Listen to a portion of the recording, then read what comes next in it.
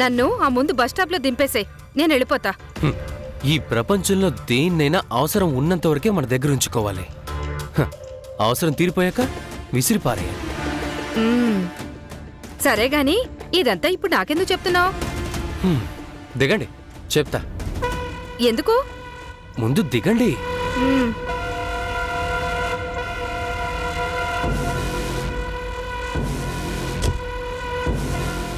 ఇలా స్ట్రైట్ గా వెళ్తే బస్ స్టాప్ వస్తుంది.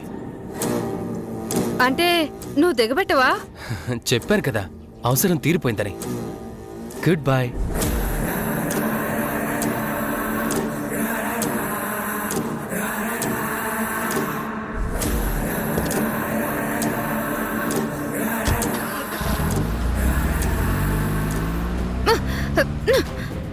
నీ కంట్లో కారం కొట్టా సాయం చేశానన్న కృతజ్ఞత కూడా లేకుండా నన్ను నడి రోడ్డు మీద నిలబెడతావా? పురుగులు పట్టిపోతావురా.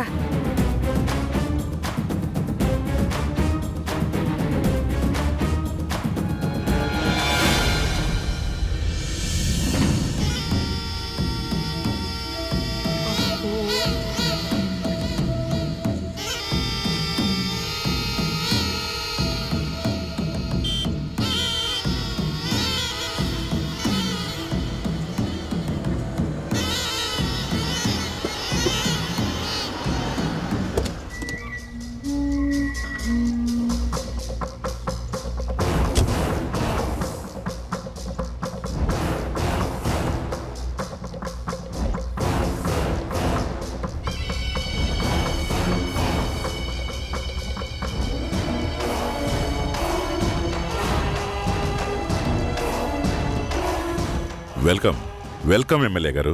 ఎందుకు రమ్మన్నావు?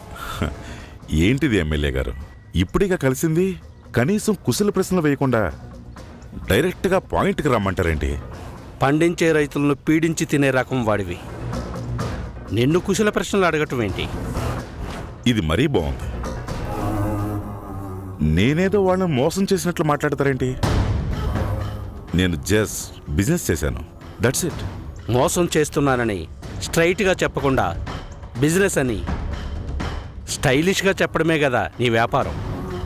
ఓకే ఓకే ఓకే, ఇప్పుడు బిజినెస్ గురించి ఆ డిస్కషన్ ఎందుకు? మీ ఫ్రెండ్ హరికృష్ణ ఎలా ఉన్నాడు? హరి గురించి నాకన్నా నీకే బాగా తెలుసు. నాకు తెలుసు, మీకు కూడా తెలియాలనే పిలిపించాను. అంటే? వెరీ సింపుల్ ఎమ్మెల్యే గారు, మీరు ఇన్ని సంవత్సరాలు ఆ హరి సపోర్ట్తోనే ఎలాంటి పోటీ లేకుండా గెలుస్తూ వచ్చారు. మరి నెక్స్ట్ ఏంటి? ఇప్పుడు హరికి సపోర్ట్ చేస్తే స్తోమత, సపోర్ట్ చేసినా గెలుస్తారనే నమ్మకం రెండు లేవు కదా. నెక్స్ట్ ఏం చేస్తారు అని. హరి దగ్గర ఆస్తి లేకపోవచ్చు, జనం అభిమానం ఉంది. ఎమ్మెల్యే గారు, రాజకీయ నాయకుడంటే ఎలా ఉండాలి? చెస్లో మంత్రిలా అన్ని గదులు దాటే కెపాసిటీ ఉండాలి. రాబోయే ఫలితాన్ని అంచనా వేయగలగాలి. ఇప్పుడు ఆ హరి దగ్గర లేనిది డబ్బు మాత్రమే కాదు, జనం కూడా. చిన్నప్పుడు మా నాన్న ఓ మాట చెప్పేవాడు, మన గెలుపుకైనా ఓటమికైనా మన నిర్ణయమే కారణమని. ఎంతకాలం అని ఆ హరి వెనకే ఉంటారు? నాతో చేయగలపండి, నెక్స్ట్ ఎలక్షన్లో కూడా మీరే గెలిచేలా చేస్తాను. కాదు, ఆ హరి వెంటే ఉంటాను, నమ్మకంగా ఉంటాను అంటారా? ఎమ్మెల్యేగా ఉన్న మీరు ఎక్స్ఎమ్మెల్యే అవుతారా? అంతే.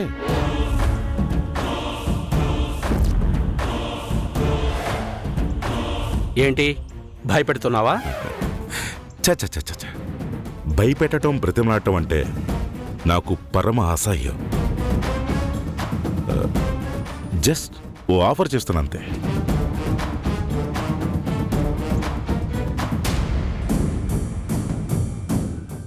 ఒక్క నిమిషం.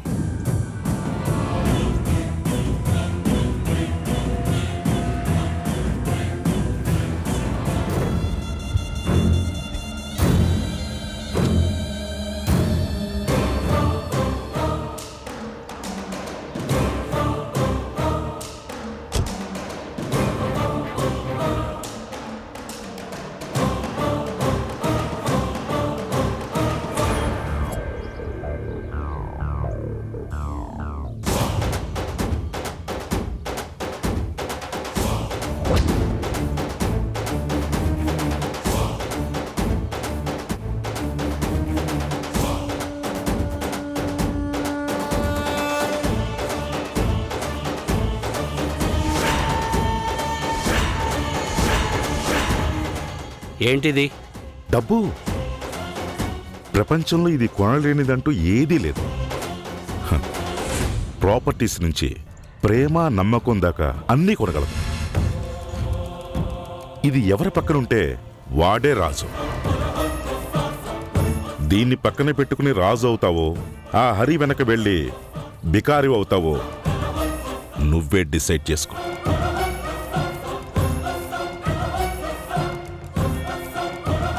ఇంత డబ్బు నాకెందుకు ఇస్తున్నావు? డబ్బు చూడగానే అక్కర్లేదంటావు అనుకున్నాను. పర్లేదు, నీలో క్లారిటీ వచ్చింది. వెరీ సింపుల్ ఎమ్మెల్యే గారు. మీరు అడిగినంత ఇస్తాను. ఇన్ఫ్యాక్ట్ మీరు అడిగిన దానికన్నా ఎక్కువ ఇస్తాను. దానికి బదులుగా నాకు చిన్న సాయం కావాలి.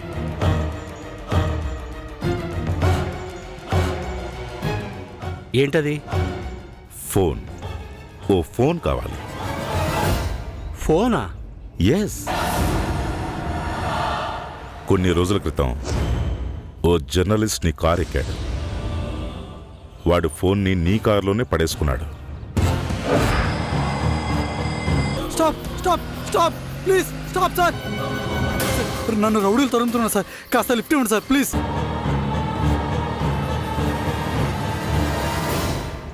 అది ఇప్పుడు నీ దగ్గరే భద్రంగా ఉందని నాకు తెలుసు. అది నాకు కావాలి. ఒక్క ఫోన్ కోసం ఇంత డబ్బిస్తున్నావా? అంత విలువైంది ఏముందా ఫోన్లో? ఎమ్మెల్యే గారు, చచ్చేంత ఆకలి ఉన్నప్పుడు పెట్టింది తినాలి. ఏంటిది? ఎందుకని హారాలు తీయకూడదు? ఆ ఫోన్ నాకు ఇవ్వండి. మీకు కావాల్సింది మీరు తీసుకోండి. నువ్వు చెప్పింది నిజమే. అవన్నీ నాకెందుకులే. అలాగే తెచ్చిస్తాను.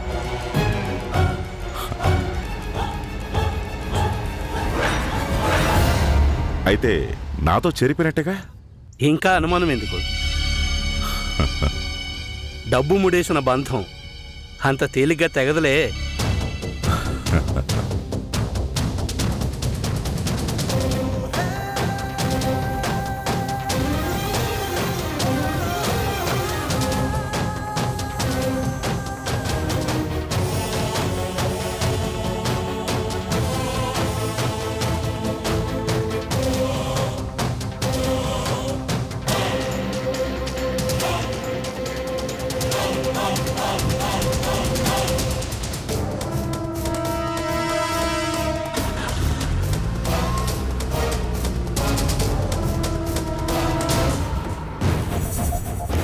అమ్మ రాజగోపాల్, హరి వెంట ఉన్నట్టే ఉండి వెనకాల గోతులు తీస్తావా?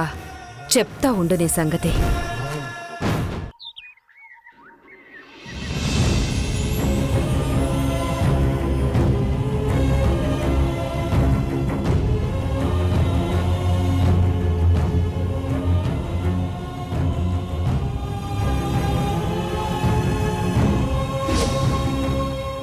ఎట్టి పరిస్థితుల్లోనూ చిత్రాన్ని మాత్రం వదిలిపెట్టదు.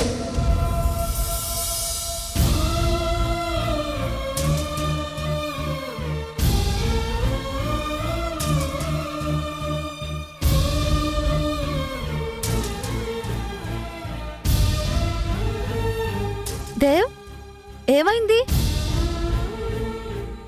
అయింది నాకు కాదు, సుభద్రకి. అంటే ఏమైందో ఏంటో తెలీదు. సుభద్ర కంగారుగా వచ్చింది. నా చేత ఒట్టు వేయించుకుని వెళ్ళిపోయింది. ఒట్టా? దేనికి? నీ గురించే. పరిస్థితులు ఎంత డిమాండ్ చేసినా, ఎవరు ఫోర్స్ చేసినా చిత్రను మాత్రం వదిలిపెట్టకు అని నా చేత ప్రమాణం తీసుకుని మరీ వెళ్ళింది. అంత సమస్య ఏమొచ్చింది? అదే అర్థం కావడం లేదు. అడిగితే చెప్పట్లేదు. సుభద్ర ఏదైనా చేస్తుంది చెప్తుంది అంటే అందులో చాలా అర్థం ఉంటుంది చిత్ర. తను ఏది టైంపాస్కి చేయదు. ఒకవేళ ఆయన గాని భయపెట్టుంటారా? మహర్ష,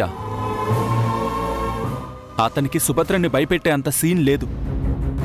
అలా అనకు. ఆయనంత తేలిగ్గా తీసి పారేయకు దేవ్. ఆయన అనుకున్నది సాధించడానికి ఎంత దూరమైనా వెళ్తారు. ఏం చేయడానికైనా వెనకాడరు. నా జీవితంలో భయపడాల్సిన వ్యక్తి ఎవరైనా ఉన్నారు అంటే అది ఆయన ఒక్కరే. నువ్వే అన్నావు కదా సుభద్ర కంగారుగా ప్రమాణం చేయించుకొని వెళ్ళింది అని. అవును చిత్ర, నువ్వు చెప్పేది కూడా నిజమే. కానీ అసలు ఆ మహర్షి ఏం చెప్పాడు? సుభద్ర దేనికి భయపడుతుంది? ఆ విషయం తెలిస్తే తప్ప ఏ నిర్ణయం తీసుకోలేం.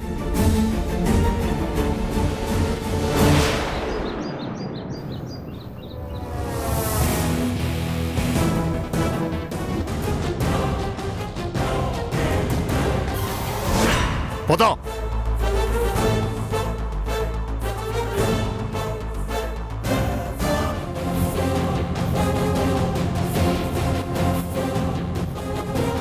ఏంటి మేడం, ఏమైనా కావాలా?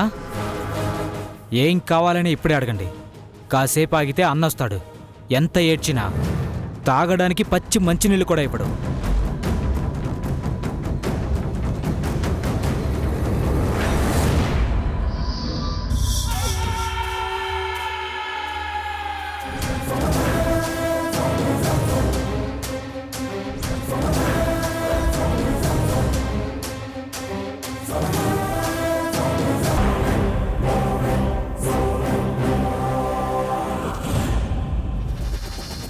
నమస్కారం సార్.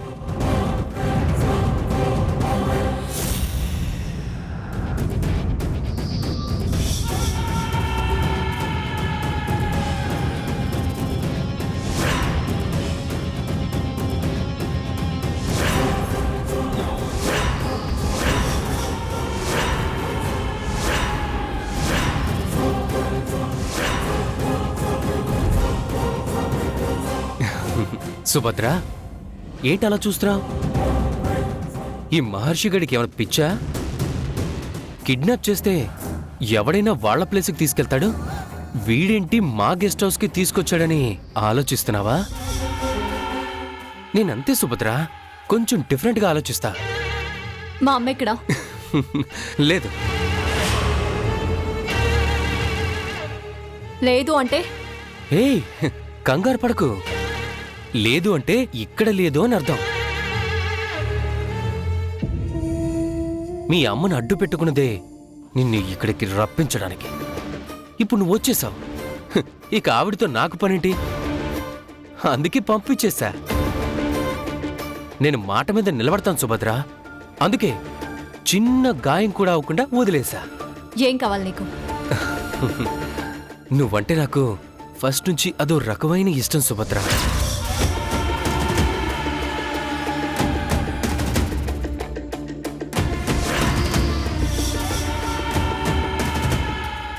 ఎందుకో తెలుసా? స్ట్రైట్గా పాయింట్కి వస్తా. ఇక విషయానికి వస్తే నాకేం కావాలో నీకు బాగా తెలుసు. నాది అనుకున్నది ఏదైనా అది పూర్తిగా నాకే సొంతం. దాని మీద ఇంకొకటి కన్ను పడితే వాడి చూపు తీసేదాకా నిద్రపోను. అలాంటిది నువ్వు ఏకంగా నా పరువునే తీసుకెళ్ళిపోయా. అదే చిత్రని. తను నాకు కావాలి. కుదరదు. నేను రిక్వెస్ట్ చేయట్లేదు సుభద్ర, ఆర్డర్ వేస్తున్నాను. చిత్రకి ఫోన్ చేసి ఇక్కడికి రమ్మను. నా ప్రాణం పోయినా ఆ పని చేయను. అయినా ఏం అధికారం ఉందని చిత్రం తీసుకురమ్మంటున్నావు? హలో డాక్టర్, ఏం అధికారం ఉందని అడుగుతున్నావా? నేను చిత్ర భర్తని. తన మెడలో తాళి కట్టి 7 అడుగులు నడిచిన మొగుణ్ణి. నా కాక ఇంకెవరికి అధికారం ఉంటుంది? ఓ, ఆ విషయం నీకింకా గుర్తుందా? పెళ్ళైన మరుక్షణమే నీ నిజ స్వరూపం బయటపెట్టి చిత్రను అనుక్షణం చిత్రహింసలు పెట్టావు. అది నెల తప్పిందని తెలియగానే ఒక పశువులా ప్రవర్తించావు. ఇంకా ప్రాణం కూడా పోసుకొని పసికందని కడుపులోనే అంతం చేశావు. అప్పుడేమైంది నీ బుద్ధి? అప్పుడు చిత్ర నీ భార్య అని నీకు గుర్తులేదా? నువ్వు దాని భర్తవి అనే విషయం మర్చిపోయావా? అయినా నీలాంటి సైకోగాళ్ళకి ఎందుకురా భార్య పిల్లలు?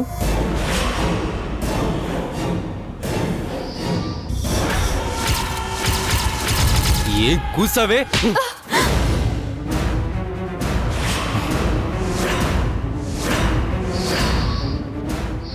చిత్ర నాది. నాతోనే ఉండాలి, నా కోసమే బతకాలి. నేను చెప్పినట్టు చెయ్యాలి. తిడితే పడాలి, కొడితే తట్టుకోవాలి. ఈ బాధలు నా వల్ల కాదు, కష్టాలు ఓర్చుకోవడం చేత కాదు అని వదిలేసి వెళ్ళిపోతే నేను సైలెంట్గా ఉండాలా? మహర్షి ఇక్కడ పిలో, ఇక్కడికి రమ్మని పిలో.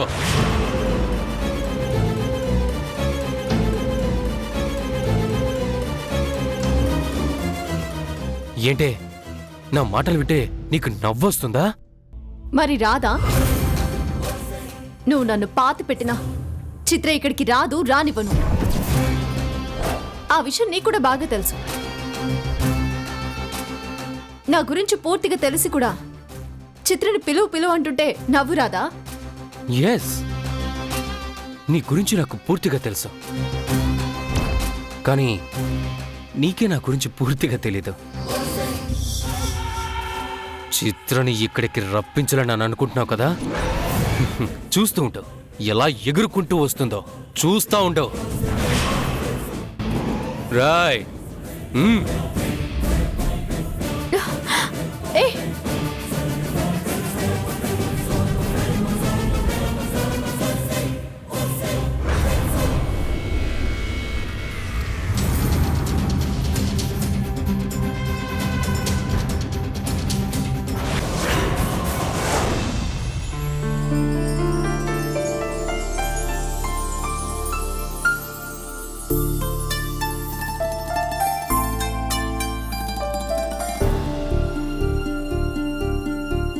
రాధా, ఈ బ్రీఫ్ కేసు తీసుకెళ్లి లోపల పెట్టు. ఏంటండి ఇది? బ్రీఫ్ కేసు అది తెలుసు, ఇందులో ఏముంది అని. డబ్బు. డబ్బా? ఎక్కడిది? మున్నా ఇచ్చాడు.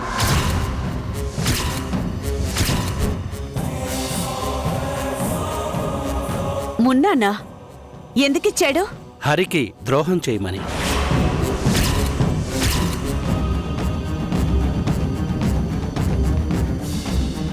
ఇంతకాలం నమ్మకంతో ఉన్నాను, అందుకే సపోర్ట్ చేస్తూ ఊరందరి చేత ఓట్లు వేయిస్తూ నన్ను గెలిపిస్తూ వస్తున్నాడు. ఇక మీదట నమ్మకంగా ఉన్నా ఉపయోగం లేదు, హరికి నేను సపోర్ట్ ఇచ్చినా ఏం ఉపయోగం లేదు. ఎందుకంటే హరి మాటకు ఊరి జనంలో విలువ లేదు. అలాంటప్పుడు అతనికి విధేయంగా ఉండి యూజేముంది? నాతో చేతులు కలుపు, కావలసినంత డబ్బిస్తా, ఈసారి కూడా ఎమ్మెల్యేగా నువ్వే గెలిచేటట్టు చేస్తానని అడ్వాన్స్గా ఈ డబ్బిచ్చాడు. ఏంటండి మీరు చేసింది? ఆ మున్నా ఎంత డబ్బాస చూపిస్తే మాత్రం హరికి ద్రోహం చేస్తారా? అన్నీ ఉన్నప్పుడు హరిని వాడుకొని ఇవాళ ఒంటరి వాడైనప్పుడు వదిలేస్తారా? ఇదేనా మీరు హరికిచ్చే విలువ? మీరిలాంటి పని చేస్తారని కల్లో కూడా ఊహించలేదు. ఓ ఆగు ఆగు, నేను చెప్పేది పూర్తిగా వినవా? ఇంకేం చెప్తారండి? చేయాల్సిందంతా చేసొచ్చారు కదా. అదే మరి ఓ రాజకీయ నాయకుడికి సాధారణ ఓటర్కి ఉన్న తేడా. నేను ఆ మున్నా దగ్గర డబ్బు తీసుకున్నది వాడికి మద్దతు పలకడానికో హరికి ద్రోహం చేయడానికో కాదు. మరి దేనికి? నిజం రాబట్టడానికి.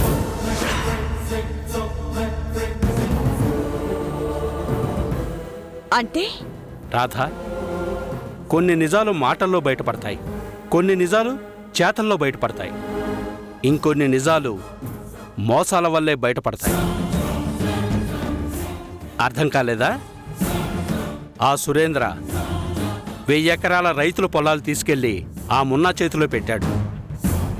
ఆ మున్నా రైతుల్ని వాళ్ళ భూముల్లోంచి వాళ్ళనే వెళ్ళగొట్టాడు. వాళ్ళ భూములు వాళ్ళకి తిరిగి రావాలన్నా, హరి మళ్ళీ ఆ ఊరి దృష్టిలో దేవుడవ్వాలన్నా ఆ సురేందర్ దొరకాలి. వాడెక్కడున్నాడన్న విషయం ఒక్క మున్నాకి తప్ప ఇంకెవ్వరికీ తెలియదు. ఆ మున్నాని బ్రతిమిలాడినా భయపెట్టినా ఏం ఉపయోగం లేదు. అందుకే ఇలా చేశాను. ఒక వ్యక్తి శత్రువును మోసం చేయడం కష్టం, అదే మిత్రుడు చాలా ఈజీగా వెన్నుపోటు పొడవగలడు. హరి విషయంలో సురేంద్ర చూపిన మార్గాన్నే మొన్న విషయంలో నేను ఫాలో అవుతున్నాను. సామధాన భేద దండోపాయాలంటారు కదా, ఇది అలాంటిదే. సారీ అండి, మీ ఆలోచన అర్థం చేసుకోకుండా మిమ్మల్ని అనుమానించాను. పర్లేదు రాధా, భర్త తప్పు చేస్తుంటే కాస్త కఠినమైనా సరే భార్య నీలాగే అడ్డుపడాలి, తప్పు చేయకుండా ఆపాలి. సరే, ఇంతకీ మున్న ఏదైనా చెప్పాడా? ఏం చెప్పలేదు, కానీ ఫోన్ కావాలంటున్నాడు. ఫోన్ కావాలంటున్నాడా? ఏ ఫోను? అదే ఆ జర్నలిస్ట్ ఫోన్ మన దగ్గరే ఉంది కదా, అది తీసుకొని రమ్మంటున్నాడు. దేనికి? అందులో అంత రహస్యమేముంది? అదే అర్థం కావట్లేదు రాధా. కానీ ఒక్క విషయం మాత్రం క్లియర్గా ఉంది, ఆ మున్నా ఏదో ఇల్లీగల్ యాక్టివిటీ చేస్తుంటే జర్నలిస్ట్ ఫోన్లో వీడియో తీసుంటాడు. అందుకే ఫోన్ కోసం అంత టెన్షన్ పడుతున్నాడు. అదేంటో చూస్తే అయిపోతుంది కదా.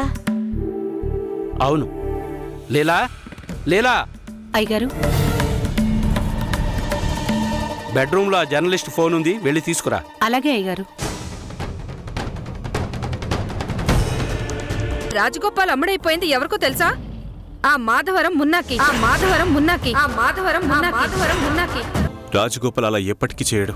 ఒక పని చేయి, ఇప్పుడే ఆ రాజగోపాల్కి ఫోన్ చేయి. నాకు తెలియకుండా మీరు ఆ మున్నాని కలిసారా? కలిశాను.